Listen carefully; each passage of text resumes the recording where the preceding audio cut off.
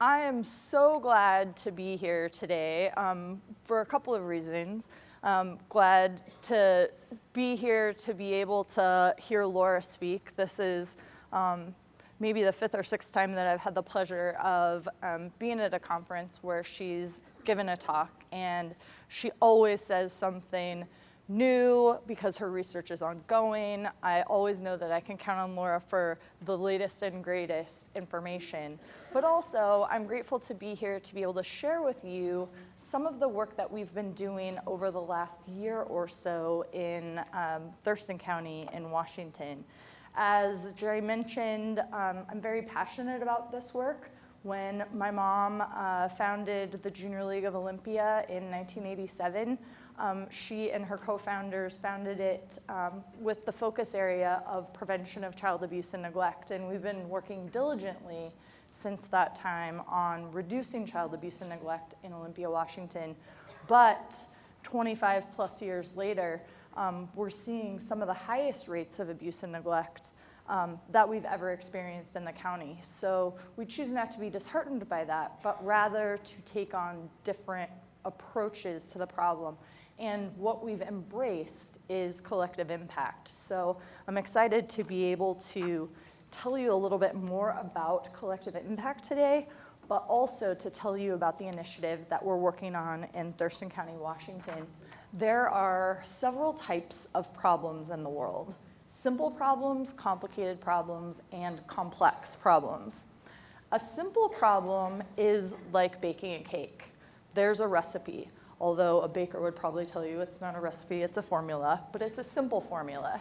You know that if you follow the same formula, the same way, with the same conditions, you're gonna get the same product pretty reliably every time. A complicated problem is something like sending a rocket to the moon. It is very complex, or very complicated rather. There are a lot of different factors that you need to be aware of. But again, if you can replicate that formula in the same conditions, even though it's not an easy problem, there's a certain solution, and it's relatively reliable. A complex problem is like raising a child. It's never the same way twice. Even if you have the same circumstances, the same conditions, the same family, different things are going to happen. You're going to get different results. It's unpredictable. Clearly, preventing adverse childhood experiences and building resiliency in our communities is a very complex problem. There is no formula. We can be informed by best practices, by research, but every community is different. And that's something that collective impact definitely recognizes, that even though your community and my community are about the same size, there may be completely different solutions that are appropriate for you. Traditional approaches aren't doing what needs to be done to solve our toughest challenges in our communities, which generally are complex challenges. So I'm going to tell you a little bit about what collective impact is not. Collective impact is not a collaborative effort where each partner measures its own efforts, plans strategies and services in isolation, and then communicates out their activities with their partners. It's not continued competition for funding that may or may not work well with other strategies in the community. And one of the biggest things about collective impact is that funders need to be on board with it. Part of what we want to do in Northwest Venture Philanthropy is change the funding paradigm, and I'll talk more about that later. But competition for funding oftentimes leads to isolated impact, because those of you that work in nonprofit know a lot of times when you're responding to a request for proposal for funding, you have to prove that you have an isolated impact, which is then counterintuitive. And so funders are starting to get on board with this approach so that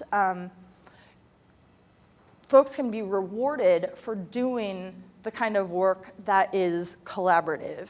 So imagine a different type of approach, an approach that has multiple players working together to solve complex issues. They're all working toward the same goal. They're all measuring the same things. There's cross-sector alignment with government, with nonprofit, with philanthropic and corporate sectors, all working together as partners. Organizations are actively coordinating their action. They're sharing lessons learned. And this is truly how you get to collective impact. What collective impact is a focus on large-scale social change and on outcomes rather than on individual outputs or individual program goals. It's involvement of many different sectors and agencies focused on a single outcome using multiple strategies. So you have a handout in your packet that's kind of a collective impact one-pager. And it's got a description of the 5 things that we see as the hallmarks of collective impact. The first one is a common agenda. The community needs to develop a shared understanding of the problem that they hope to address, the change they hope to see, and the actions they'll take to solve the problem. The second one is shared measurement systems. The community needs to decide on common measures, and all parties have to agree to use those measures to evaluate their progress, both individually and collectively. The third is mutually reinforcing activities. Each partner in a collective impact effort has to use its individual strengths to support the common agenda. They all have to work together to address all levels of the system that they hope to change. The fourth is continuous communication. Consistent and open communication is needed to build trust. That's really key. And also to ensure that mutual objectives are met and to ensure that people continue to be motivated. And the last one, the fifth one, is backbone support. Collective impact initiatives require that they have their own staff, and that staff has to have a specific set of skills to manage, facilitate, and support the project, as well as to coordinate participating partners, maintain momentum, and mediate conflicts and challenges. Throughout today's session, I'm going to give you examples from one collective impact initiative. It's the one that I'm currently working on. I'm going to tell you the story behind the common agenda of the Thurston Council for Children and Youth in Thurston County, Washington. We are a community county-wide that has about 250,000 people, so it's not that different from Comal. The Maasai tribe in Kenya is legendary for its fierce and mighty warriors. But because of their fearsome reputation, it might surprise you to learn that the traditional greeting among the Maasai is, "And how are the children?" This acknowledges the high value that the Maasai place on children's well-being, and even warriors that don't have children of their own answer this question by saying, "All the children are well." All the children are well means that life is good. It means that despite the daily struggle for existence, that peace and safety prevail, that the priorities of protecting the young and the vulnerable are in place, and that society has not forgotten its reason for being. The Thurston Council for Children and Youth, which I'm going to refer to throughout the presentation as TCCY, was inspired by this story when choosing our motto. We made a simple change to the Maasai's traditional greeting, "How are the children?" which is an assessment of current community health, so that when making policy decisions, we're encouraged to ask, is it good for the children? Because we believe this is a predictor of future community health. If we can keep this question always at the forefront of our minds, just imagine the possibilities. Imagine if every parent, every educator, every policymaker, indeed, every person in your county could truly say without hesitation, yes, this is good for the children. That question became the guide star for our work. Several years ago, TCCY began as a small group of community organizations that cared deeply about kids. Today, our full membership includes 235 people representing 93 organizations in our county committed to the welfare of children and youth. Since our Collective Impact Kickoff Summit, which only happened less than a year ago, it was April 26th and 27th of last year, a lot has happened. 2 local coalitions, we had a Child Abuse Prevention Task Force, and we had TCCY. We merged to form one group. We adopted group norms, values, and a new council structure. We've conducted an analysis of data and relevant trends in the county, and we've agreed upon a common agenda and shared measures. We have a process for continuous communication and backbone support, which is provided by Northwest Venture Philanthropy, and we're working on mutually reinforcing activities. Last summer, our members agreed to serve as the Child and Youth Resilience Action Team for Thurston Thrives. What Thurston Thrives is a county-wide collective impact effort launched by our County Board of Health. And the goal of Thurston Thrives is to improve public health, improve public safety, and improve well-being in 9 areas. Those teams are Child and Youth Resilience, which is ours, Clinical and Emergency Care, Community Design, Community Resilience, Economy, Education, Environment, Food, and Housing. TCCY is responsible for just one of these 9 areas, but we have overlaps between a lot of the other ones, so we liaise back and forth between those other groups. You can go to thurstonthrives.org to learn more. In fact, I would encourage you to do so. And our team has its own page and its own blog on that site, so you can get documents from us, see what we're up to. TCCY has 2 goals. We have an equal focus on reducing adverse childhood experiences and building resilience among children and families in our county. As Laura mentioned earlier, research shows that building resilience, which we define as the strengths that we need to bounce back from adversity and meet the challenges of life positively, resilience is critical to reducing ACEs across generations. Resiliency building blocks can be as simple as parents learning to ask for help or children forming an attachment with a caring adult. We believe that these 2 goals, reducing ACEs, building resiliency, are the keys to achieving our shared vision, which is a community where all children of all cultures are healthy, safe, valued, and successful. Our Collective Impact Summit last April kicked off our collective impact efforts, and then we had a follow-up retreat last June. And those 2 events were integral in getting consensus on this common agenda. They were facilitated discussions, large groups from the community like this. But the key is that we developed it together. We decided on it together. And that is why it is our common agenda. So once a common agenda is defined, developing shared measurements is critical. Why do you think that is? Why shared measurements? I mean, we know that it's important to measure stuff, but why collectively? If we're all measuring different things, then what's the guarantee that we have all the rudder of the big ship pointed in the right direction? We could be going in all different directions. But if we know that we have common measures that we've committed to, and that each of us commits that we're gonna measure the things that we are doing against those community measurements, then we'll know when we need to course correct.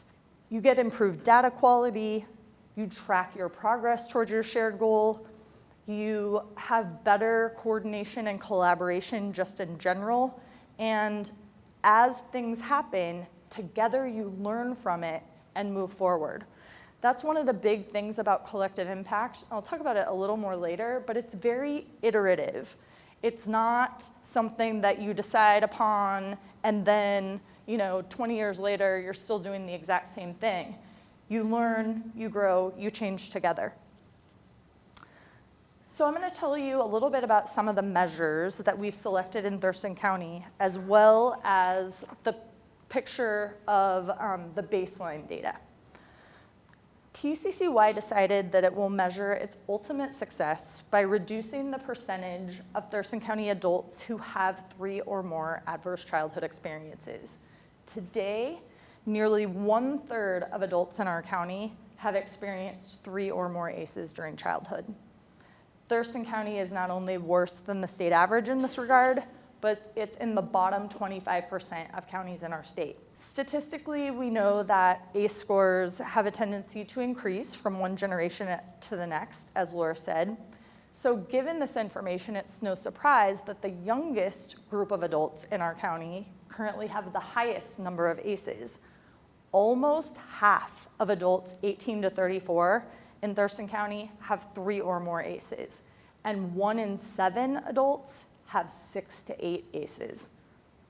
In keeping with this pattern, we took the data that Laura showed you earlier with the classroom and extrapolated it for Thurston County. And we estimate that among high school sophomores and seniors in our county, that 52% have 3 or more ACEs, which is about 10% worse than the state average that Laura talked about. The accumulation of ACEs is the most important measure that we're going to be tracking, and we see this as being our ultimate health goal. But because it's very long-term, we need measures, sort of key performance indicators that we can check more regularly every year or two to make sure that we're on the right track and so that we can course correct to make sure that 20 years down the line we'll be where we want to be.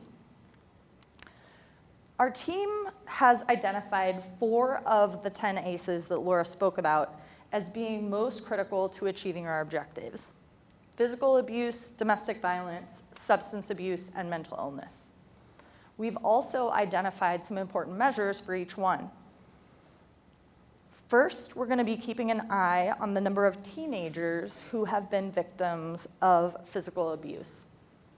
More than 1 in 5 high school sophomores in our county have been physically abused.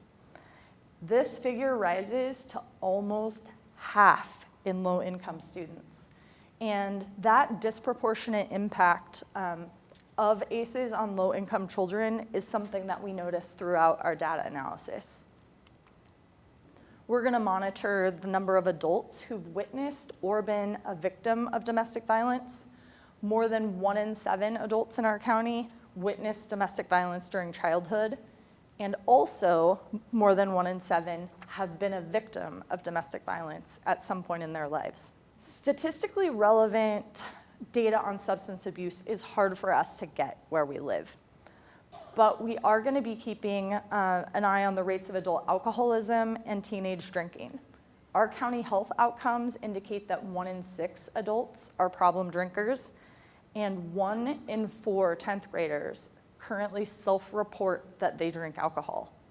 Additionally, 1 in 6 10th graders said that they've been drunk or high at school in the last year. Finally, we're going to be monitoring depression among 10th graders. These are our future adults, our future parents. 1/3 of high school sophomores said in the past year they felt so sad or so hopeless for weeks in a row that they stopped doing their usual activities. The very definition of depression, a full third of our high school sophomores. But as I've heard Laura say before, while ACEs determine risk, they don't have to determine destiny. So what's the difference? It's resiliency.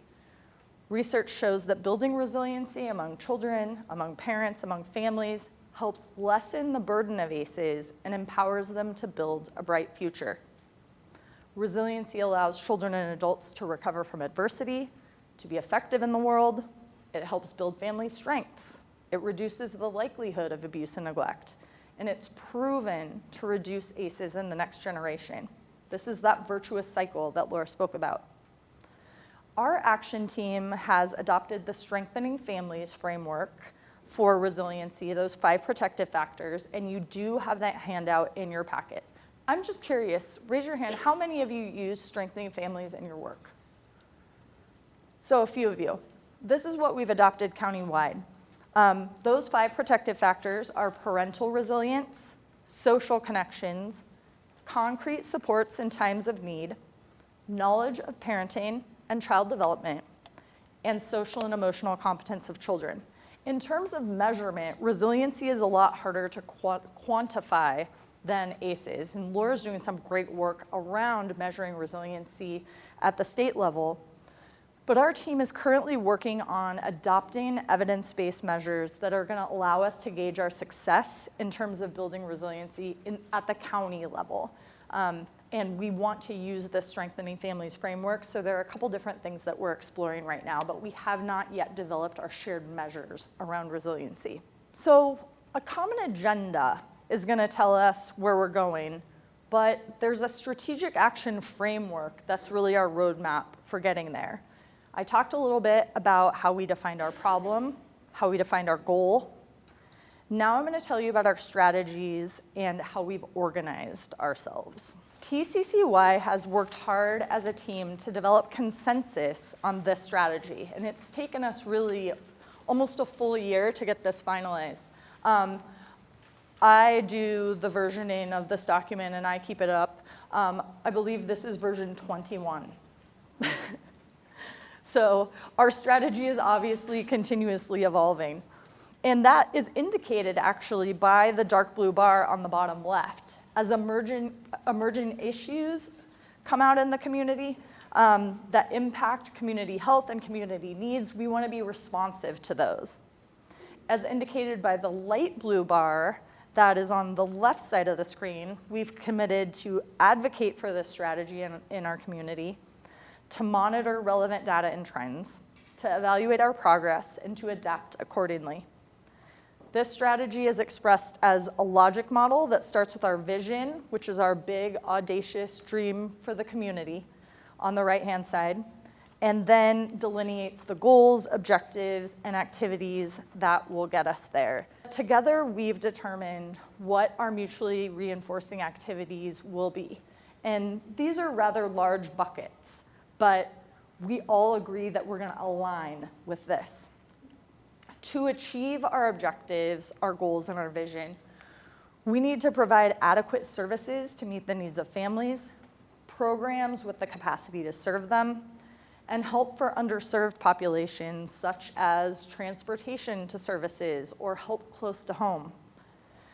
We need to create a culture where the community comes together, from neighbors to teachers to law enforcement, to recognize when children and families are at risk and to ensure that they get the help they need.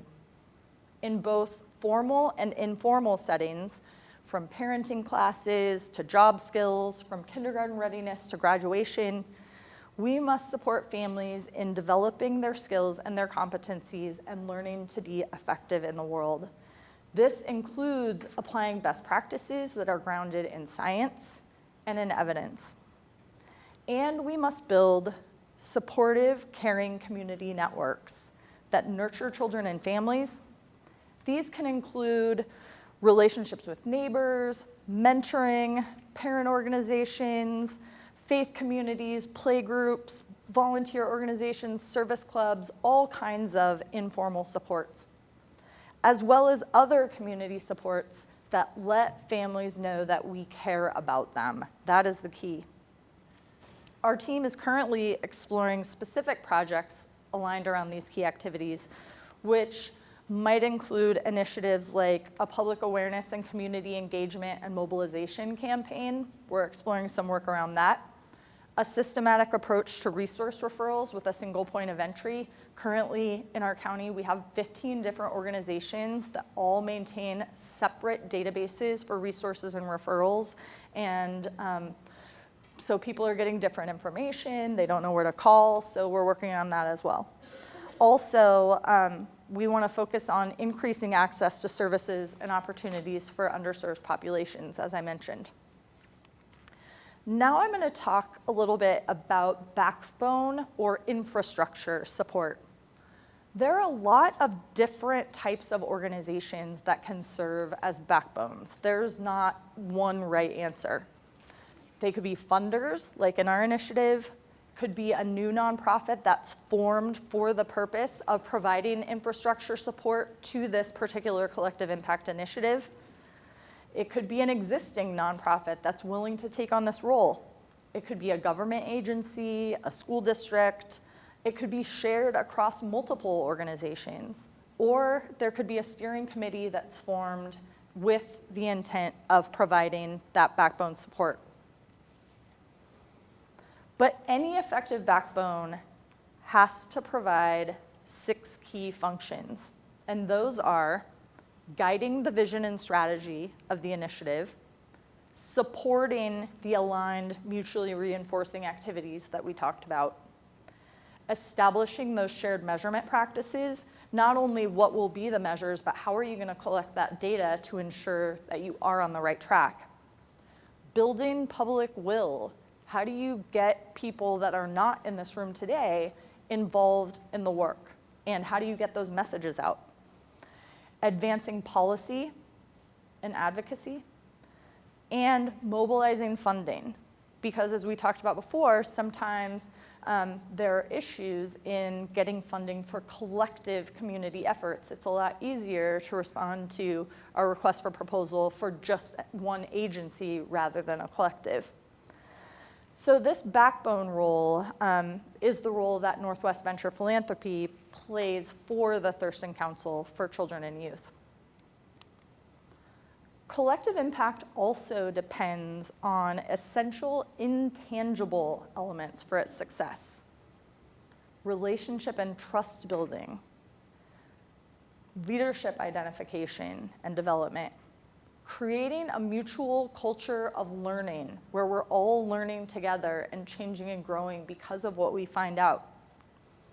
Fostering connections between people, not only service providers, but in the community as well. And also the power of hope, because if the group doesn't believe that things can change, you're destined to fail. You have to be able to have hope for the future. And it's important that a successful backbone can help to facilitate these intangibles in the community. Backbone organizations do need to have certain developed skill sets in order to be able to successfully support a collective impact effort. You have to have credibility within the community, and that can be existing, or you can be building it as you go. But if that backbone organization or backbone support framework doesn't have credibility, then it's very hard to bring the people along with you. It's important that the backbone is seen as neutral conveners, that you're not trying to push any specific agenda, that you're not trying to get money for yourselves, that you're not trying to promote any interests, that you're simply there to help the community find out what it wants to do and what's best to achieve the common agenda and the shared vision. You have to have a dedicated staff, because as we've seen with community collaborations, task forces that are well-intentioned, when people have already a full-time job or multiple jobs that they're doing in the community, how can they be expected as volunteers only to carry this forward? So it makes sense to have dedicated staff that can do things like process facilitation, data management, administration of the effort, to carry that forward between meetings and to convene those meetings. The backbone needs to be able to build key relationships across the initiative. Who are the people that should be at the table who aren't at the table? How can you bring them there? How can you build public will? They need to be able to focus the public's attention. And I'd like to call it laser-like focus. You may have heard through Lean Six Sigma, one of the things that they say in continuous improvement is that you have to have a laser-like focus on the critical few. What are the few things that need to happen, and how do you direct people's attention toward that? And how do you create a sense of urgency? Now, granted, there has to be a sense of urgency. You can't fabricate it, but how do you draw people's attention to the fact that this is a problem that is both urgent and important? How do you frame issues to present opportunities, but also to highlight challenges that need to be overcome? There may be barriers, there may be things that need to be worked around in order to achieve success. You have to be able to use evaluation as a tool for learning and a tool for progress. That means not only collecting data, but evaluating process and how you're doing things and continually course correcting to ensure that things are more productive rather than less as you go along. You've got to ensure coordination, you've got to ensure accountability, and you need to stay behind the scenes. Being a backbone organization is not a glory position. It's providing the support, the leadership from behind to let the community and your partners shine. Because collective ownership is really what's going to take collective impact efforts to the next level. Now this, I always think, looks like a really confusing slide, but I actually like it a lot.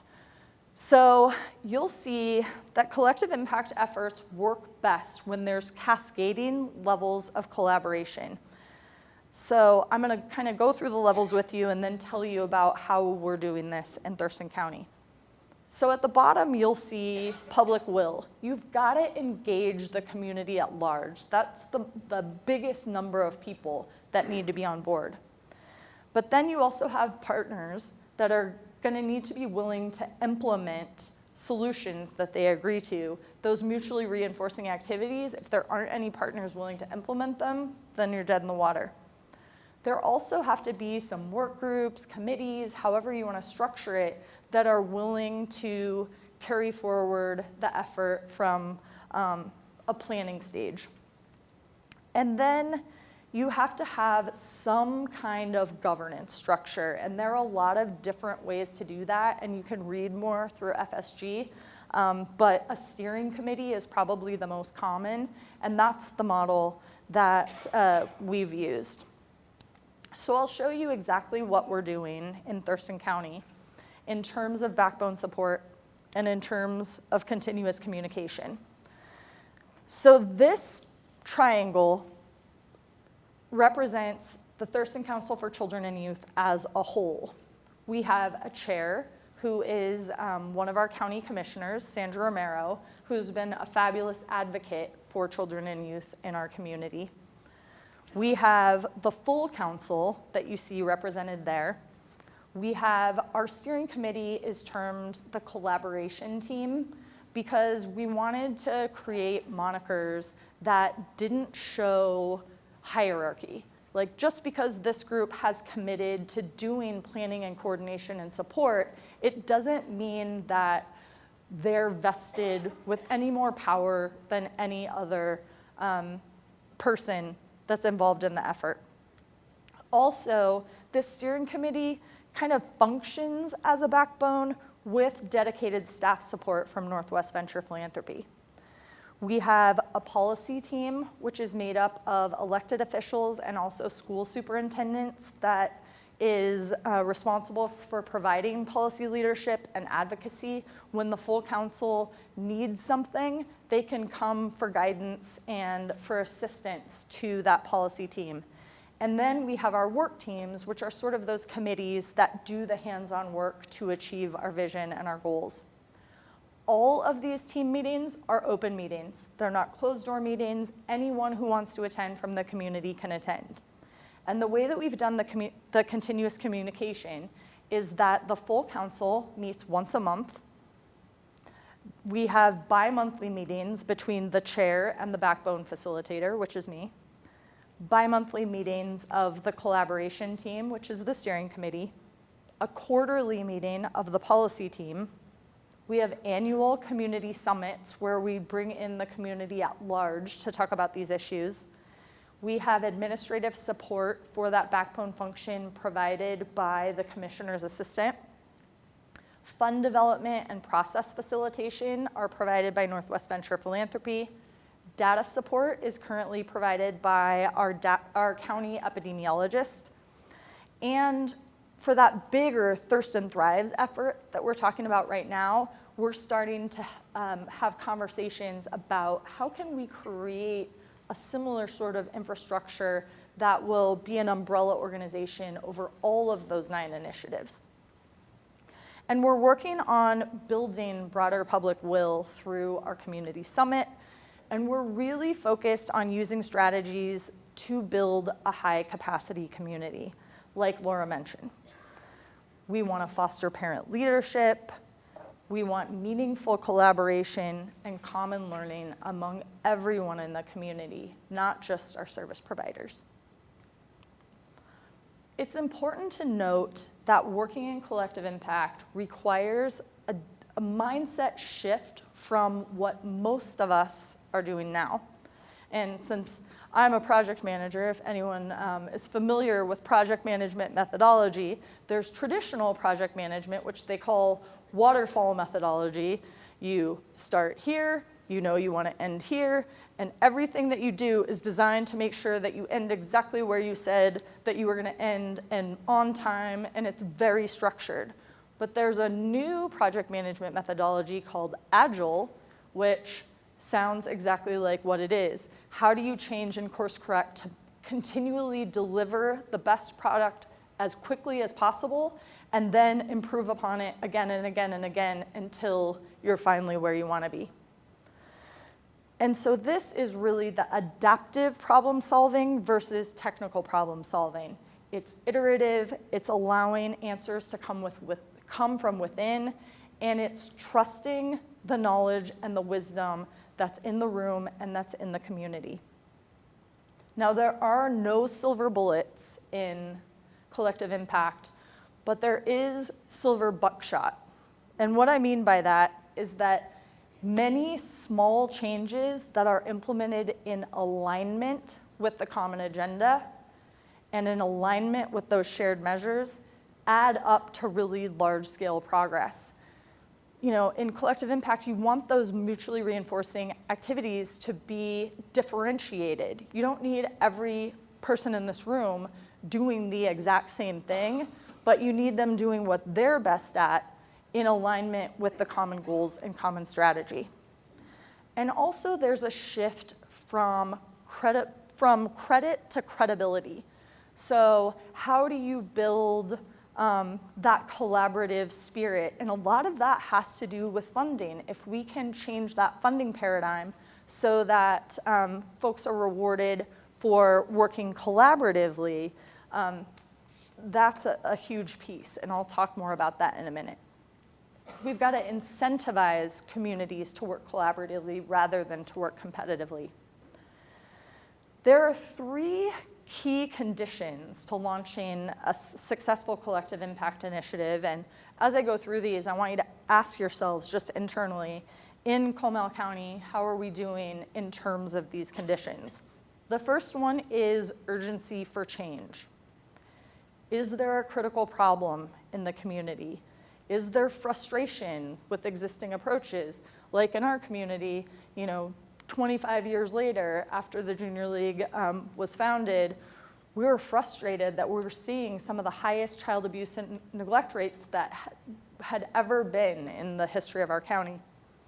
Do you have multiple actors calling for change? A bunch of people that want to see something happen? And do you have engaged funders and engaged policymakers, I see some in the room, who want to see change happen? Is there one or more influential champions, somebody that commands respect, that can engage cross-sector leaders, that might be able to be that neutral convener, that's focused on solving the problem, but allows participants to figure out the answers for themselves? This is not the sage on the stage. This is the person that helps draw people together so that they can use their collective wisdom to come up with solutions. And are there financial resources available? Do you have committed funding partners? Do you have sustained funding for at least 2 to 3 years? Northwest Venture Philanthropy, for instance, has made a 3-year minimum commitment to the initiative in Thurston County. And is someone willing to pay, or a collection of somebody's willing to pay for needed infrastructure and planning? And that is a real mindset shift, and I'll talk more in a second. As I said, real collective impact requires a shift in the traditional funding paradigm. Funders who want to support collective impact initiatives are going to be most successful if they make a longer-term commitment, recognizing that systematic change and systemic change can take years in order to achieve. Just like with our ACES initiative, we know that it will probably be 20 years before we really see the fruits of our labors. And we're willing to stick it out until that happens. As a community, I'm not just talking about our foundation. So this is the true shift from isolated impact to collective impact, allowing the collective effort to develop its own solutions instead of prescribing an agenda for change. That's key. This is a shift from one state to another, a shift from output-based activities, programs, services to outcome-based, from treating symptoms, exactly like Alice talked about, to treating root causes, from strict funder guidelines on how money is spent to trusting emerging innovations from community cooperation to achieve outcomes, from short funding cycles to multi-year funding, long-term commitment to large-scale change, from organization-based giving to funding a community movement. This is huge, from aversion to paying for overhead to investing in infrastructure, in sound process, and in capacity building. So how many of you are familiar with the work of Dan Pallotta? Uncharitable. So some of you may have seen his TED Talk. If not, I highly encourage you to read his work, to see his TED Talk. I've had the opportunity to see him speak quite a few times. It's, his last name is P-A-L-O-T-T-A, Dan Pallotta. For years, Dan Pallotta, who actually founded the original breast cancer 3-day walk, he founded the AIDS rides, amazing fundraiser.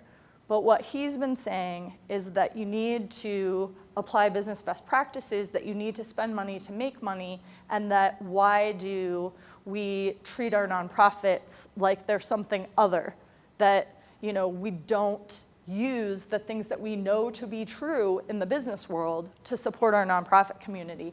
And I believe that because of Dan's efforts in large part, he used to have videos that he'd show of different people talking about the organizations that rate charities and how a large part of that was based on how much was spent on overhead. Those three biggest organizations that are kind of the charity police have all come out and said collectively, we're not going to do that anymore. And I think that's in large part not only because of Dan's work, but because of collective impact. It is proven that you need to invest in infrastructure in order to achieve results. And if you are looking for return on investment, if you're a business person or if you're a venture philanthropist, this is the way to do it. We have gained the strength to get past whatever the results of the conflict that the ACEs caused for us. And that's where the hope comes in, that you don't have to think that, oh God, we're all these wounded people, but instead we can think, okay, this is a great example, an opportunity for us to provide this for everyone else who needs this. So it's not a bad thing. I think it's a good thing. Related to that, and that is, I have a high ACE score. And if you were to track my career or my life, it would look like, man, is she ever resilient? But if we reflect for ourselves about how have these affected me in my life, my guess is you'll find something in yourself that they maybe have. And so we can be resilient and still hold in our hands that some of our experiences might have been hard and might have had a lasting impact. It's okay to have both at once. And I think that's kind of hard for people to conceptualize sometimes. One simple example I give is I don't have very good working memory. Working memory is how long you can keep something in your mind's eye and then be able to apply it or use it. And so if you come to my house, visit my house, you would see sticky notes on the inside of my door, because when I walk outside of my house to go to the car, I have to pass the sticky notes, right? And that reminds me, and if it's really important, the sticky note actually crosses the threshold so it pops off the door.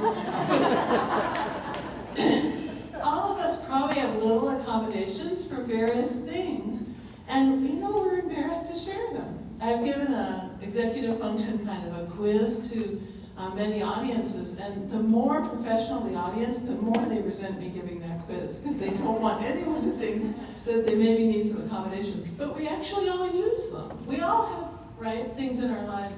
So I'm really big on, let's go ahead and admit we have some fragile in our life and share how we get around that. Executive function is our ability to do the kind of very complex thinking that allows us to have goal-oriented action.